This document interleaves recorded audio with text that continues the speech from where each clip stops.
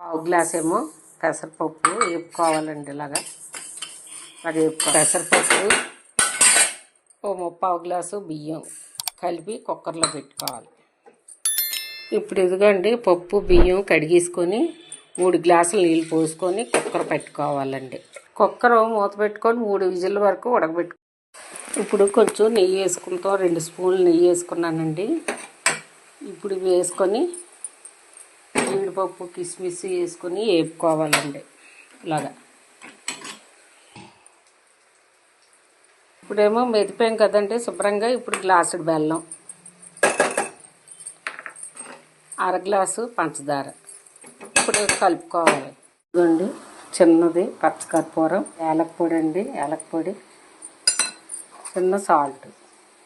ఇదిగోండి జీడిపప్పు కిస్మిస్ వేపుకున్నాం కదండి. ఇప్పుడు వేసుకోవాలి, నెయ్యి వేసుకోవాలి కొంచెం ఎక్కువ.